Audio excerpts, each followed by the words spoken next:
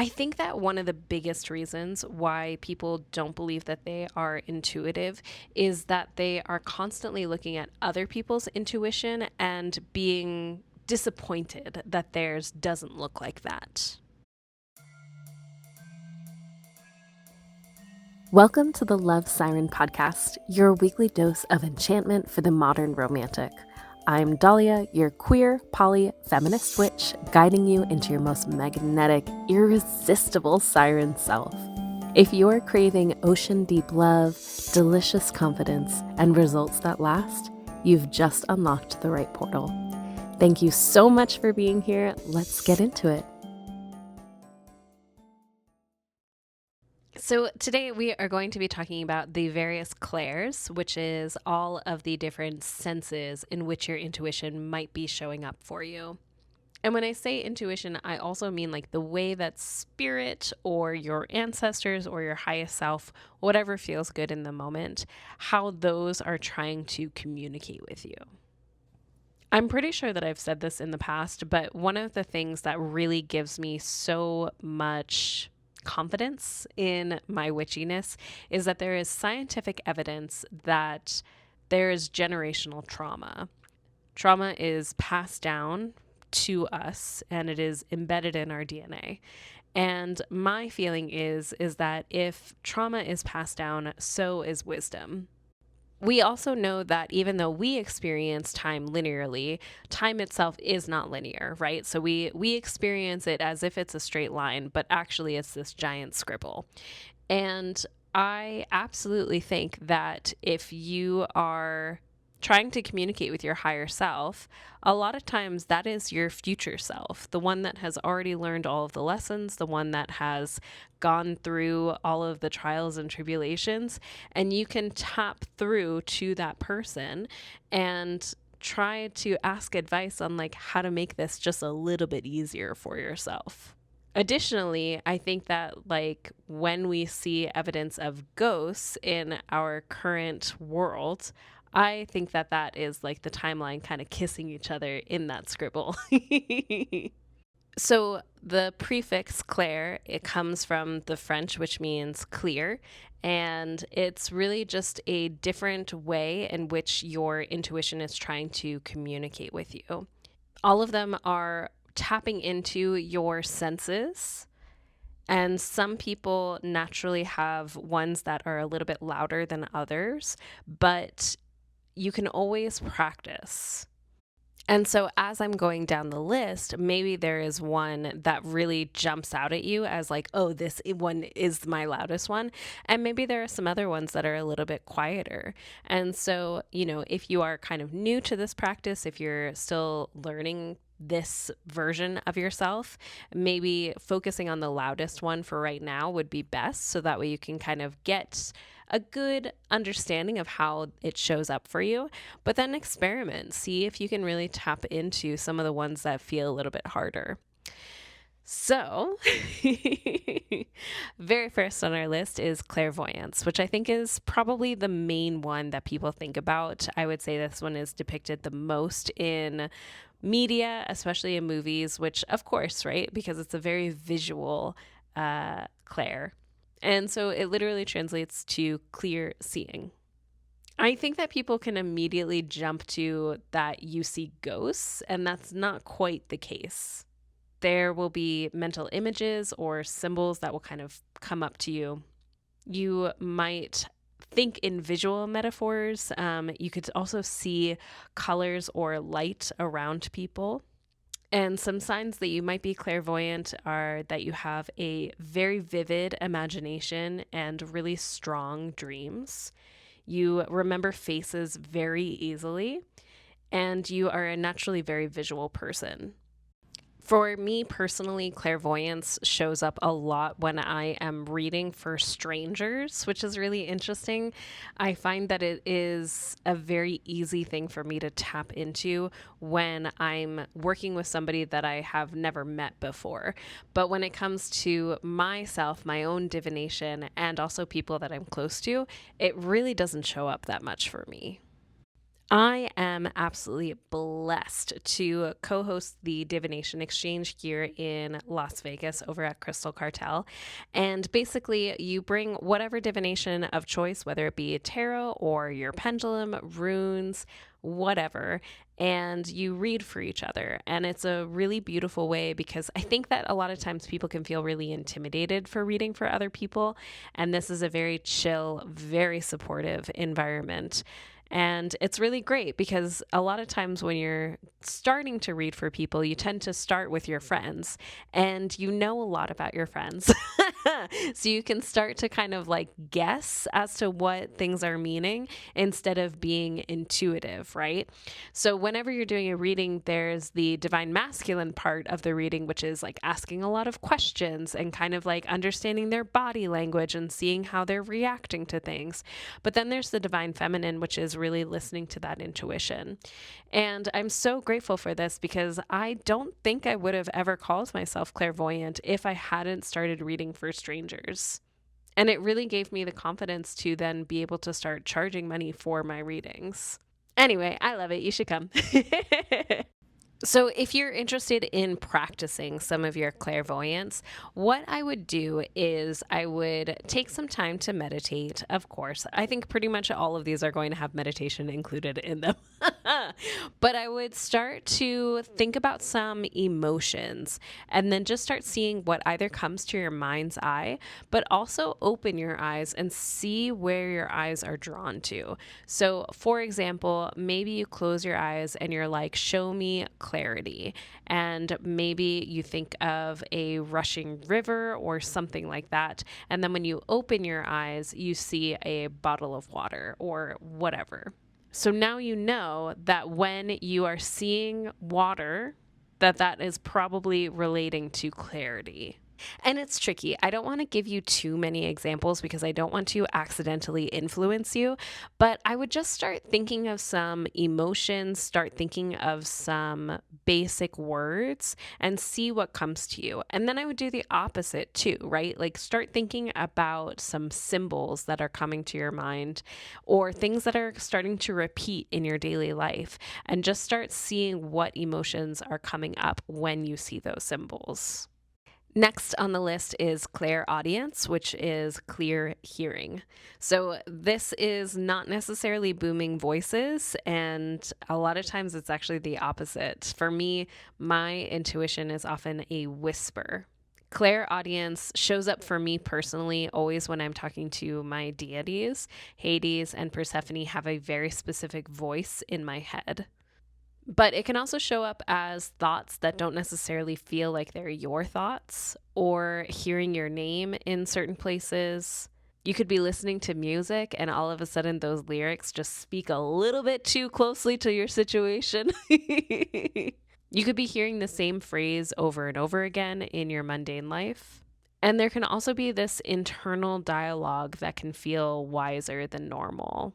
So if you are ruminating over a subject and then all of a sudden you get this like bolt of lightning about an interruption in that rumination, a lot of times that's a sign of clairaudience.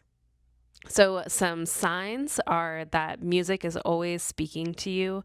Random phrases will pop in your mind.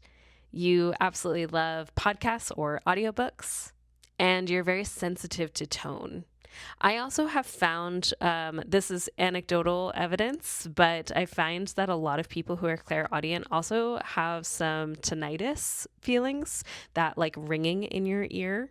So if you are someone who also gets ringing in your ear, it might be worthwhile to see like, why is this coming up and why is it happening right now? You know, maybe it is something that is mundane, but it might not be. And it might be kind of interesting to just explore and get curious.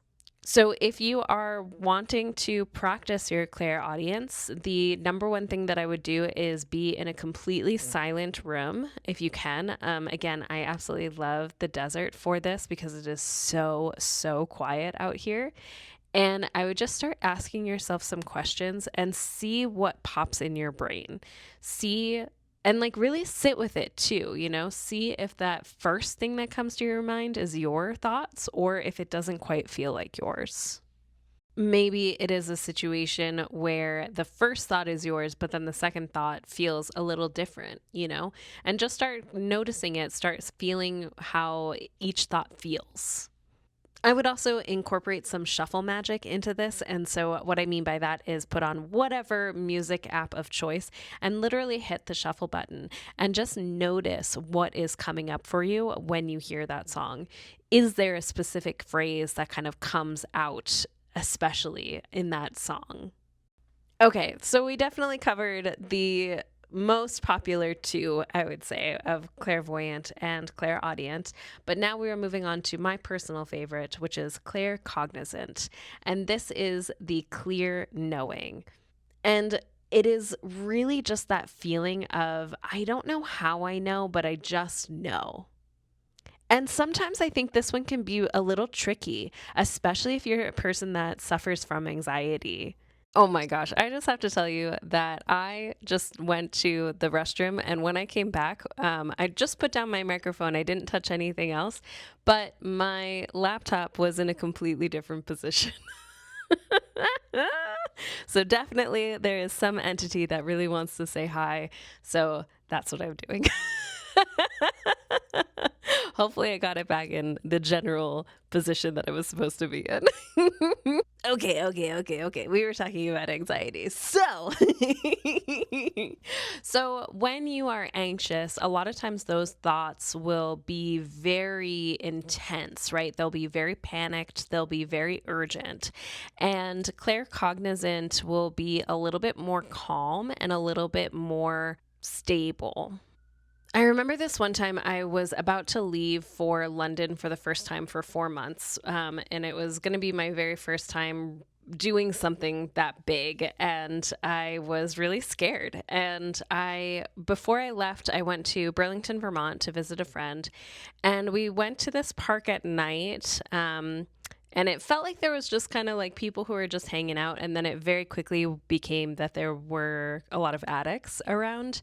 And I had a very clear get out moment. And it was not a like anxiety get out. It was not like oh my God, either you're going to get robbed, blah, blah, blah, blah, blah, blah, blah. It was like, nope, just remove yourself from this situation right now kind of feeling.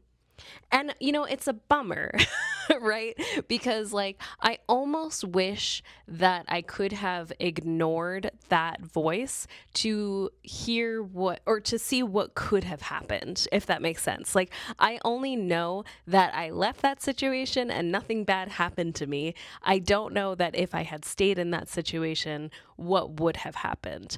But I'd rather listen to that voice, So claircognizant is definitely the one that I would say comes the most naturally to me. And unfortunately, it means that I don't really have as many exercises for it, which is annoying, right? But I think that the biggest thing that I would like to offer is what would happen if you just started trusting before fully knowing. So what I mean by that is what would happen if you led with your intuition and then supported that by logic. Next on our list, we have clairalience, and I would like to be very honest with you that I've only ever read this word, and I'm not sure if that's how you pronounce it, but this is clear smelling. And so this is the sensation of smelling something that is not physically there.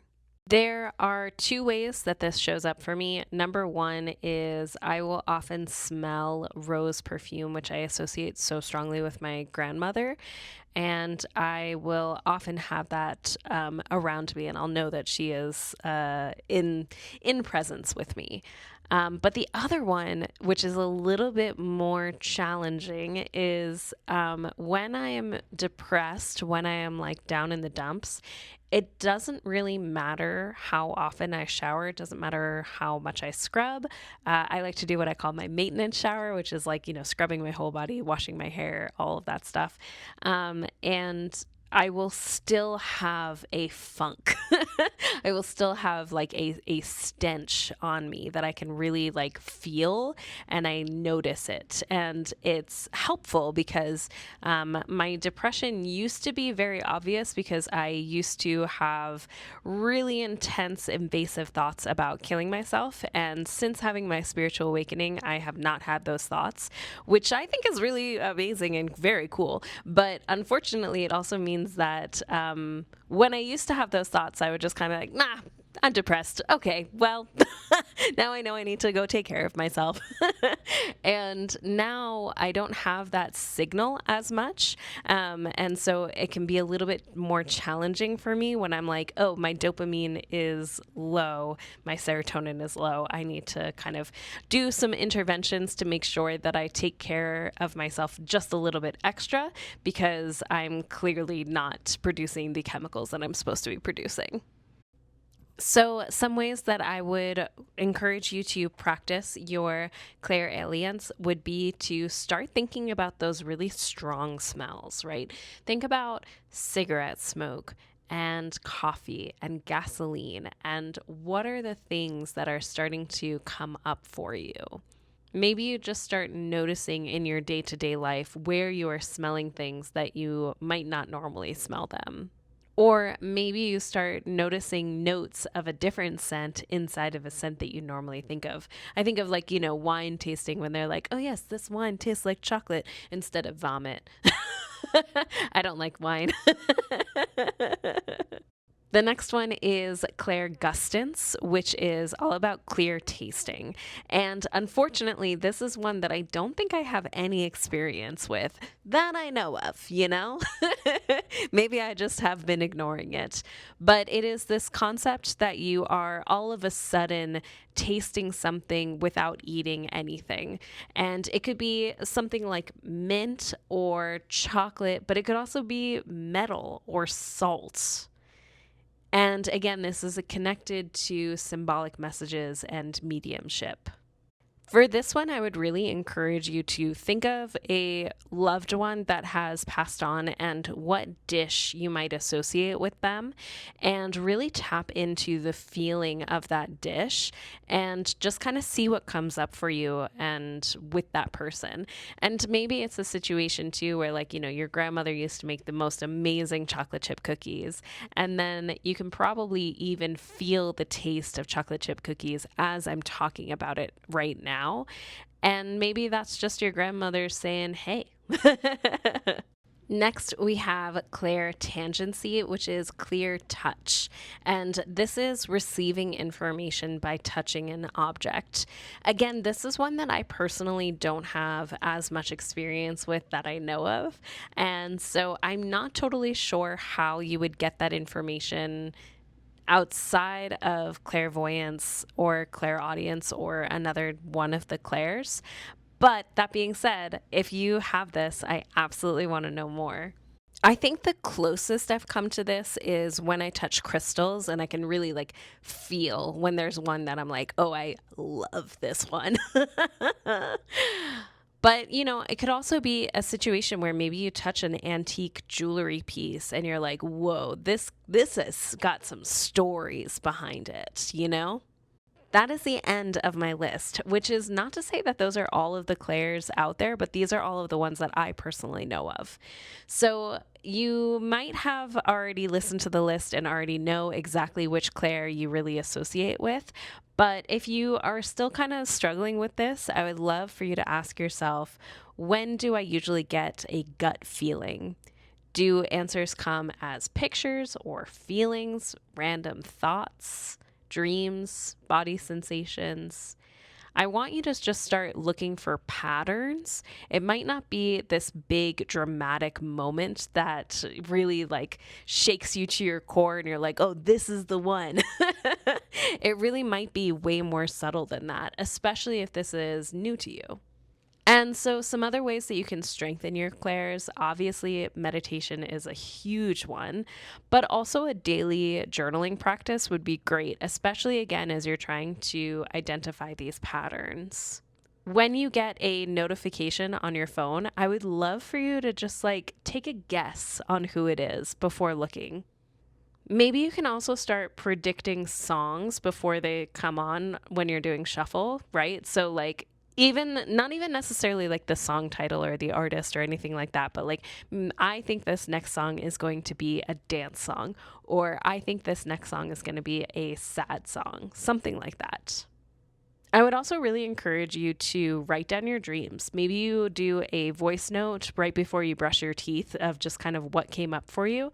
It's really important to kind of get it out of your system the moment that you wake up, because you will forget immediately. I really want to end by saying that being psychic and having a strong relationship with your intuition are very different in my book. And intuition will get filtered through your own emotions, fears, biases, and hopes. And so really practicing that discernment is part of the practice of your psychic abilities. And I really want to invite you to just treat this next week as an experiment. And instead of asking the question, am I psychic? Ask yourself, how is my intuition already communicating with me? Because I can almost guarantee, I'm not willing to fully guarantee, but I can almost guarantee that this will help you notice your gift so much faster instead of really putting so much pressure on yourself on figuring out where your psychic abilities are. If you are interested in getting a reading with me on the Lionsgate portal, which is August 8th, 8/8, I am going to be doing a BOGO sale. So if you want to buy one for yourself and one for a friend, you are more than welcome to. But if you want to get two for yourself, I'm not going to tell anyone. All the details are on my website and in the description below. And as always, I'm so grateful you're here. I can't wait to talk to you next week, and I love you. Bye.